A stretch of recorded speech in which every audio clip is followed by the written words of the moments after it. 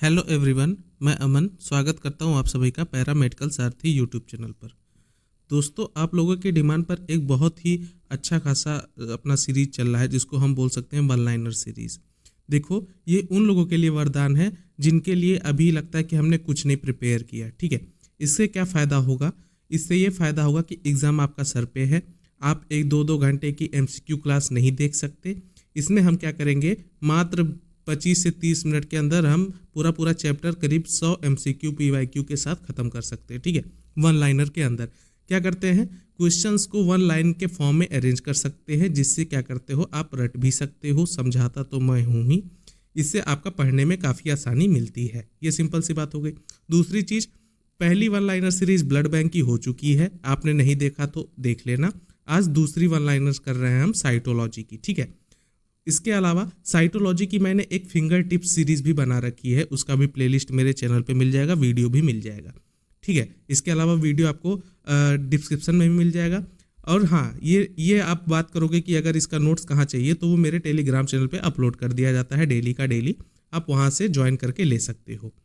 ठीक है, तो चलो स्टार्ट करते हैं। ब्लड बैंक आपने नहीं देखा तो देख लेना। और साइटोलॉजी का वन लाइनर से पहले आप साइटोलॉजी की जो फिंगर टिप्स का थ्योरी पढ़ा है मैंने, वो भी ऐसे ही 25 से 30 मिनट का वीडियो है, आराम से देख लेना। पूरी ट्रिक के साथ मस्त थ्योरी पढ़ा रखी। थ्योरी खत्म करके आप फटाक से करो वन लाइनर, आपका पूरा साइटोलॉजी आपके हाथ में होगा। ठीक है, सिंपल सी बात। चलो स्टार्ट करते हैं साइटोलॉजी।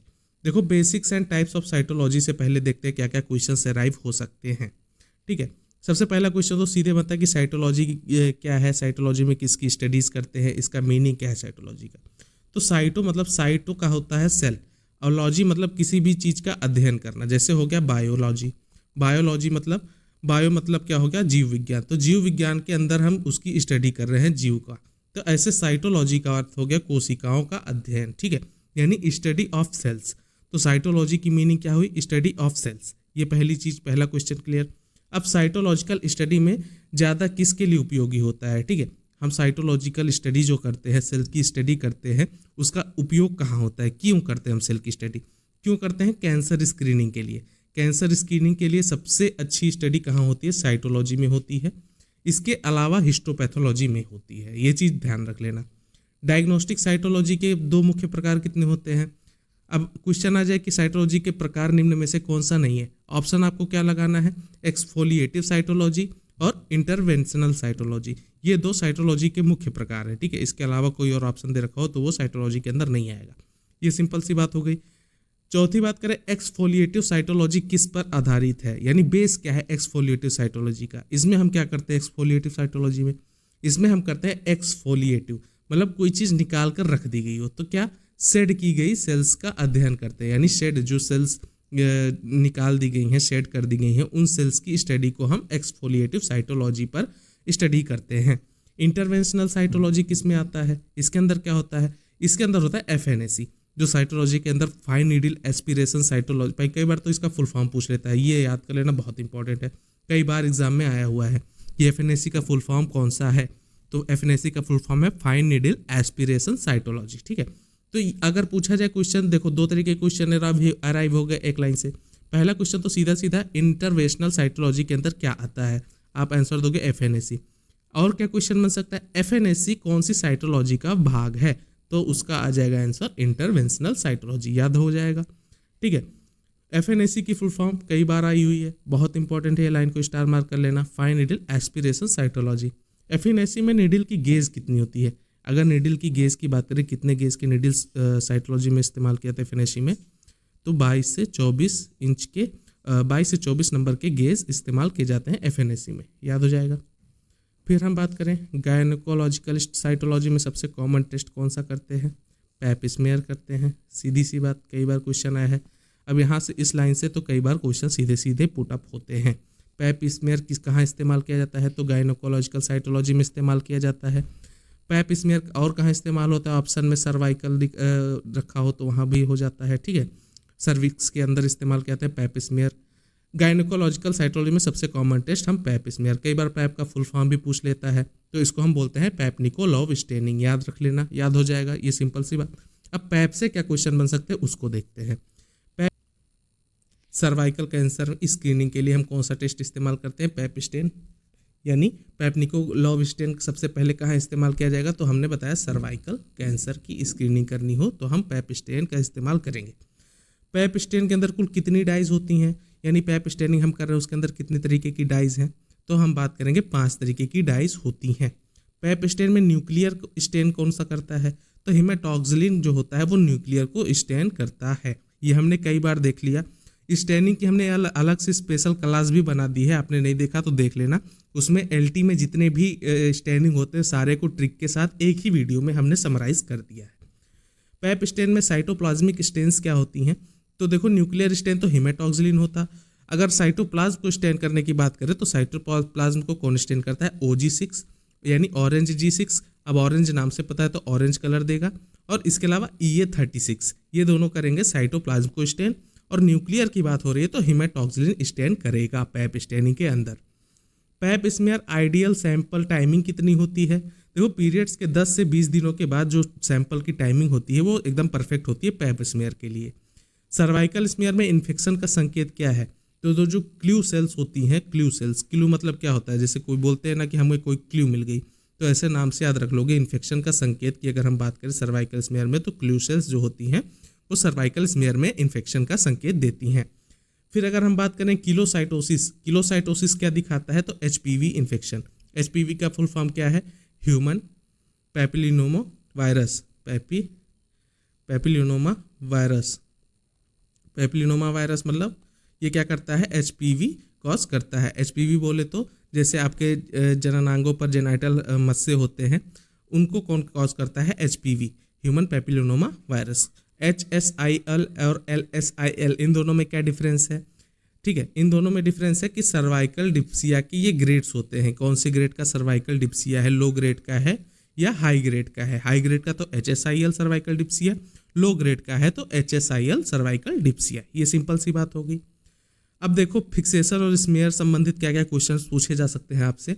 साइटोलॉजिकल स्मेयर के लिए आइडियल फिक्सेटिव बहुत इंपॉर्टेंट है, कई बार पूछा गया है। अगर हमें साइटोलॉजी स्टडी करनी हो तो वहाँ आइडियल फिक्सेटिव क्या होगा फिक्स करने के लिए, 95% इथेनॉल यूज़ करते हैं, याद हो जाएगा। हिस्टोपैथोलॉजी में क्या यूज़ करते थे, फॉर्मलिन यूज़ करते थे प्रिजर्वेटिव के लिए, ठीक है। यहाँ साइटोलॉजी स्मेयर के फिक्सेटिव के लिए क्या यूज़ करेंगे, 95% इथेनॉल। क्या है, एल्कोहल है, एल्कोहल है, याद हो जाएगा आपको, ठीक है। स्मेयर फिक्स कब करना चाहिए, देखो वेट फिक्सेशन हम कर रहे हैं तो हमें तुरंत फिक्स कर देना चाहिए स्मेयर को साइटोलॉजी के अंदर। साइटोलॉजी स्मेयर में एयर ड्राइंग से क्या नुकसान होता है, देखो हम क्या करते हैं साइटोलॉजी में हमेशा ज़्यादातर वेट फिक्सेशन ही करते हैं। अगर एयर ड्राइंग कर रहे हैं तो उससे क्या क्या नुकसान हो सकता है, उससे जो होती है सेल की मॉर्फोलॉजी बिगड़ती है। मॉर्फोलॉजी क्या है, सेल की स्टडी जो हम करते हैं वो मॉर्फोलॉजिकल स्टडी ही करते हैं, ठीक है। बनावट कैसी है, उसमें क्या डिफरेंसेस आ रहे हैं, अब सेल की मॉर्फोलॉजी ही बिगड़ जाएगी तो हम एयर ड्राई क्यों करें, हम वेट फिक्सेशन कर लेंगे, ये सिंपल सी बात है, याद हो जाएगा। स्प्रे फिक्सेटिव में क्या होता है, जो स्प्रे कर देते हैं कई बार फिक्सेशन के लिए, उसमें एल्कोहल और वैक्स का मिक्सचर होता है, एल्कोहल प्लस वैक्स, उसको हम क्या करते हैं स्मेयर पर स्प्रे कर देते हैं जिससे स्मेयर फिक्स हो जाता है, ठीक है। फाइन नीडल एस्पिरेशन को स्मेयर बनाने के बाद कब फिक्स करना चाहिए, FNAC जब होती है वहाँ स्मेयर बनाने के बाद कब फिक्स करते हैं, तुरंत फिक्स करते हैं ना एल्कोहल में, ठीक है, याद हो जाएगा। स्मेयरिंग टेक्निक जहाँ स्लाइड को रब किया जाता है, ऐसी कौन सी स्मेयरिंग टेक्निक है जहाँ पर स्लाइड को रब करते हैं, कहाँ करते हैं, स्प्रेडर टेक्निक, याद हो जाएगा। बहुत इंपॉर्टेंट, जिन्होंने भी FNAC किया होगा उनको तुरंत याद हो गया होगा कि स्मेयर को रखते हैं स्लाइड पर, उसके बाद क्या करते हैं स्लाइड को एक दूसरे के ऊपर रब करते हैं जिससे स्मेयर फैल जाता है। हेमेटोलॉजी के अंदर भी तो करते हैं ये चीज़, रब करते हैं जिससे टंग शेप का आता है, तो स्प्रेडर टेक्निक जो होती है वो स्मेयर को स्मेयरिंग टेक्निक कहलाती है जहाँ पर स्लाइड को रब किया जाता है। अब हम बात करें लिक्विड बेस्ड साइटोलॉजी यानी LBC और मॉडर्न साइटोलॉजी। इसमें क्या होता है, LBC का फुल फॉर्म सबसे पहले पूछ लेगा, तो इसका फुल फॉर्म होता है लिक्विड बेस्ड साइटोलॉजी। फायदा क्या है लिक्विड बेस्ड साइटोलॉजी का, इससे साफ बैकग्राउंड होता है और बेहतर सेल मॉर्फोलॉजी की स्टडी की जा सकती है। LBC में कॉमनली यूज्ड सिस्टम क्या होता है, देखो LBC में हम कॉमनली कौन सा सिस्टम यूज़ करते हैं, थिन प्रेप यूज़ करते हैं या श्योर पाथ यूज़ करते हैं, सीधे सीधे याद कर लेना। HPV DNA टेस्टिंग कब किया जाता है, किसके साथ में किया जाता है, तो हम पैप टेस्ट के साथ HPV DNA टेस्टिंग करते हैं। इसके अलावा हम बात करें साइटोलॉजिकल फीचर एंड डायग्नोसिस में, तो मैलिग्नेंट सेल की साइटोलॉजी में क्या विशेषता है, यानी मैलिग्नेंट सेल्स को हमें पहचानना हो क्या होता है उसके अंदर, तो उसके अंदर हाई न्यूक्लियर और साइटोप्लाज्मिक रेशियो होना चाहिए। इसके अलावा हाइपरक्रोमैटिक न्यूक्लियस होता है मैलिग्नेंट सेल का यानी कैंसर सेल का। बेनाइन सेल्स कैसे दिखते हैं? रेगुलर न्यूक्लियस के साथ और अबंडेंट साइटोप्लाज्म के साथ बेनाइन सेल्स दिखते हैं। मल्टी न्यूक्लिएशन सीन इन यानी मल्टी न्यूक्लिएशन किसके अंदर दिखता है? जिसके अंदर बहुत सारे न्यूक्लियस दिखाई दे, वायरल इन्फेक्शंस हो उसके अंदर मल्टी न्यूक्लिएशंस दिखाई देते हैं। पेरी न्यूक्लियर होलो सजेस्ट कब दिखाई देता है? ये किसमें? एचपीवी का हमने किलोसाइटोसिस देखा था, वहाँ पेरी न्यूक्लियर हालो सजेस्ट दिखाई देते हैं।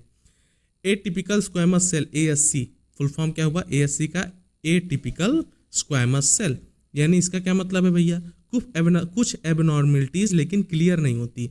एबनॉर्मलिटी तो है सेल में लेकिन क्लियर नहीं होती। एबनॉर्मलिटी क्यों है? तो उसको हम बोलते हैं ए टिपिकल स्क्वैमस सेल। ये सिंपल सी बात होगी। इसके अलावा हम बात करें बॉडी फ्लूइड साइटोलॉजी में, इसमें क्या होता है? प्लूरल फ्लूइड साइटोलॉजी में टीबी का संकेत कौन देता है? जो प्लूरल फ्लूइड होता है उसके साइटोलॉजी अगर हम करें तो उसमें ट्यूबरकुलोसिस का संकेत कौन देगा? एपिथेलियोइड ग्रेनुलोमा, याद रख लेना, एपिथेलियोइड ग्रेनुलोमा प्लूरल फ्लूइड साइटोलॉजी में टीबी का संकेत देगा। मैलिग्नेंट इफ्यूजन में सबसे कॉमन सेल कौन सा होता है? Adenocarcinoma cell. ये इंपॉर्टेंट क्वेश्चन है, स्टार लगा लेना। मैलिग्नेंट इफ्यूजन हो जाए उसमें सबसे कॉमन सेल कौन सी दिखेगी? तो एडिनोकार्सिनोमा सेल्स दिखाई देंगी। CSF साइटोलॉजी यानी सेरिब्रोस्पाइनल फ्लूइड की साइटोलॉजी अगर हम करें उसमें क्या उपयोगी है? ये कब उपयोगी होता है? लेप्टोमेनिंजियल मैलिग्नेंसी यानी मेनिंजियल इन मैलिग्नेंसी में, लेप्टोमेनिंजियल मैलिग्नेंसी में हम CSF साइटोलॉजी का इस्तेमाल करते हैं। यूरिन साइटोलॉजी में क्या दिखता है? यूरोथीलियल कार्सिनोमा। देखो यहाँ पे जितनी भी है ना, या तो ग्रेनुलोमा है, कार्सिनोमा है, मैलिग्नेंसी है, कार्सिनोमा है, ये क्या होती है? सारी कैंसर की चीज़ें होती हैं, ठीक है। अब साइटोलॉजी हम क्या करते हैं? क्यों अभी हमने शुरू में देखा था कि इस्तेमाल क्यों करते हैं साइटोलॉजी का?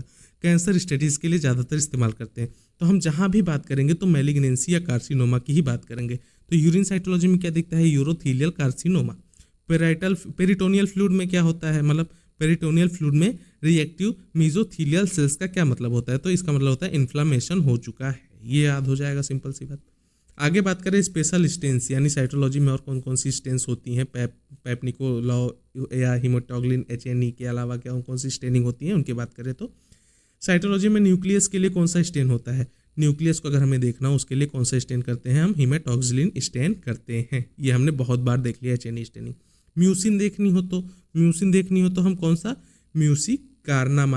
म्यूसिकार्माइन या पस का फुल फॉर्म पीरियोडिक एसिडिक सिफ यानी पस स्टेन इस्तेमाल करते हैं, ठीक है।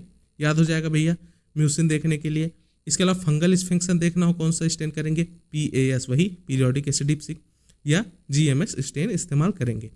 माइकोबैक्टीरिया डिटेक्ट करना हो तो जेडन स्टेन या AFB स्टेन जिसको हम बोलते हैं एसिड फास्ट बैसिलाई के लिए। माइकोबैक्टीरिया ट्यूबरकुलोसिस क्या है? एसिड फास्ट बैसिलाई है, तो जेडन स्टेन इस्तेमाल करेंगे। पैप स्टेन का एडवांटेज क्या है? यानी पेपनिकोलाउ स्टेन जो होता है उसकी क्या एडवांटेज है? ये न्यूक्लियर डिटेल बेहतरीन दिखाता है, यानी न्यूक्लियर डिटेल अगर हमें देखना हो तो पैप स्टेन इस्तेमाल करते हैं, वो भी सर्वाइकल कैंसर्स की जांच करने के लिए, ठीक है।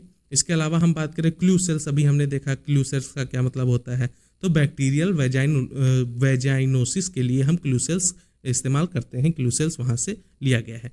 किलोसाइटोसिस क्या सजेस्ट करता है? हमने अभी देखा human papilloma virus HPV infection show करता है किलोसाइट्स में।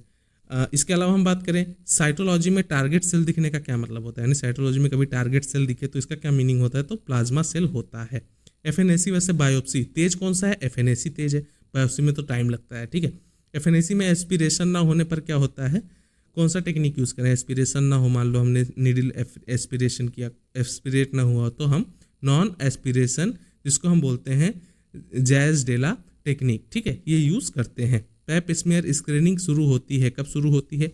सेक्सुअल एक्टिविटी शुरू होने के 3 साल बाद पैप स्मेयर स्क्रीनिंग शुरू होती है। पैप स्मेयर रिपीटेशन कब रिपीट करते हैं? नॉर्मल रिजल्ट के लिए हर 3 साल में रिपीटेशंस करते हैं पैप स्मेयर का। सर्वाइकल कैंसर में सबसे ज़्यादा किस सेल से शुरू होता है? ठीक है, सर्वाइकल कैंसर जो होता है किस सेल से शुरू होता है? तो स्क्वैमस एपिथेलियल सेल से शुरू होता है। साइटोलॉजी में आर्टिफैक्ट्स का क्या कारण होता है? आर्टिफैक्ट्स का क्या कारण होता है साइटोलॉजी में? तो इम्प्रॉपर फिक्सेशन या ड्राइंग के कारण आर्टिफैक्ट्स का इस्तेमाल होता है, इसका मुख्य रीज़न होता है। FNAC के क्या क्या क्वेश्चन बन सकते हैं? देखो FNAC की सबसे कॉमन एप्लीकेशन क्या है, कहाँ कहाँ अप्लाई करते हैं FNAC को? ब्रेस्ट में कोई गांठ वगैरह हो गई हो, थायराइड ग्लैंड में कोई दिक्कत हो, लिम्फ नोड्स में कोई दिक्कत हो, या शरीर में अन्य कहीं गांठें हो, तो वहाँ एफएनएसी का सबसे कॉमन इस्तेमाल करते हैं। एफएनएसी की नीडल साइज 22 to 25 गेज होती है। थायराइड लेसियन में कौन सा कोलाइट दिखना संकेत होता है? बेनाइन गोइटर का संकेत होता है। एफएनएसी में नेक्रोसिस प्लस प्लियोमॉर्फिज्म कब दिखता है? इससे क्या मतलब होता है? मैलिग्नेंसी का संकेत देता है। एफएनएसी और कोर बायोप्सी ज़्यादा इन्वेसिव कौन सा है? तो कोर बायोप्सी ज़्यादा इन्वेसिव है। थायराइड मैलिग्नेंसी सस्पेंशन में थायराइड मैलिग्नेंसी सस्पिशियन में एफएनएसी प्रेफर क्यों करते हैं? ठीक है, थायराइड करना हो, हमें थायराइड टेस्ट कराना हो, किसी को मैलिग्नेंसी थायराइड में कैंसर वगैरह तो नहीं हो रहा, तो एफएनएसी क्यों प्रेफर करते हैं?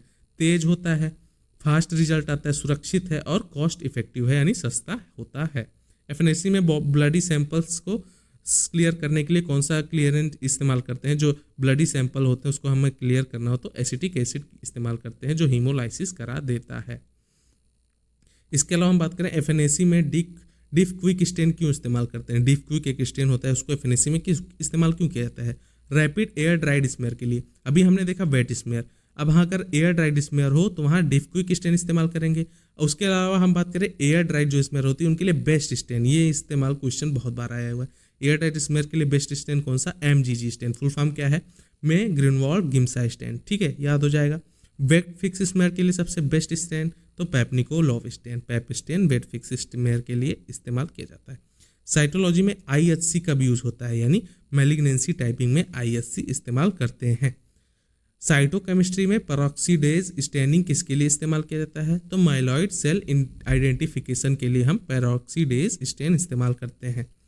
अब देखो, ये भी हमने कई बार बता रखा है, इंपॉर्टेंट क्वेश्चन है। सूडान 3 या ऑयल रेड ओ स्टेन कहाँ इस्तेमाल करते हैं? अब हमने आपको ट्रिक भी बताया था, ऑयल मतलब हम ऑयल खाते हैं तो क्या बढ़ता है शरीर में? फैट। फैट मतलब फैट कंटेनिंग सेल यानी लिपिड्स के लिए हम सूडान 3 या रेड ऑयलो स्टेन इस्तेमाल करते हैं। इसके अलावा हम बात करें म्यूसिकार्माइन स्टेन कहाँ हाईलाइट्स, इसका क्या मतलब हुआ? म्यूसिन प्रोड्यूसिंग एडिनोकार्सिनोमा, यानी म्यूसिकार्माइन स्टेन कहाँ हाईलाइट क्या करता है? तो म्यूसिन प्रोडक्टिंग एडिनोकार्सिनोमा को हाईलाइट करता है। अच्छा देखो, कुछ एप्लीकेशन में एरेटिफैक्ट्स या एरर्स हो सकते हैं, उससे क्या क्वेश्चन बनते हैं क्वेश्चन। जैसे ड्राइंग एरेटिफैक्ट से क्या नुकसान होता है? न्यूक्लियस श्रिंक हो जाता है। जैसे हम ड्राइड स्मेयर क्यों नहीं करते हैं तो उसमें गलतियां होती है, तो उससे क्या होता है? न्यूक्लियस श्रिंक हो जाता है, साइटोप्लाज्म रिट्रैक्ट्स हो जाता है, ये याद रखना। थिक स्मेयर का क्या नुकसान है? हम थिन स्मेयर क्यों बनाते हैं? थिक स्मेयर से ओवरलैपिंग सेल्स हो जाती है, जो सेल होती हैं वो ओवरलैप कर जाती हैं, एक दूसरे के ऊपर हो जाती हैं, ठीक है। इससे जो डायग्नोस्टिक एरर्स आने की संभावना होती है। स्प्रे फिक्सेटिव की गलती से क्या हो सकता है? स्प्रे फिक्सेटिव हम जो यूज़ करते हैं उसकी गलती हो जाए तो क्या होता है? क्रिस्टल्स या बबल्स आ सकते हैं, इसलिए स्प्रे फिक्सेटिव भी बहुत लिमिटेड यूज़ करते हैं। ओवर स्टेनिंग से बचने के लिए क्या करना चाहिए हमें? करेक्ट टाइमिंग और वॉशिंग का इस्तेमाल देखते रहना चाहिए। डर्टी बैकग्राउंड से क्या कारण क्या हो सकते हैं? क्यों डर्टी बैकग्राउंड हो सकता है? हम मॉन्टेक्स लगाने के बाद या डीपीएक्स लगाने के बाद डर्टी बैकग्राउंड क्यों होता है? इनकम्प्लीट फिल्ट्रेशन या पुअर प्रोसेसिंग हो सकती है डर्टी बैकग्राउंड से, ठीक है। इसके अलावा बात करें एसाइटिक फ्लूइड में साइंस ऑफ मैलिग्नेंसी, यानी एसाइटिक फ्लूइड जो है उसके अंदर मैलिग्नेंसी आ रखी है, इसके क्या साइंस हो सकते हैं? सेल का क्लस्टर बनता है, क्लस्टर बोले तो गुच्छे बन जाते हैं, ठीक है, विद न्यूक्लियर मोल्डिंग, ठीक है, याद हो जाएगा।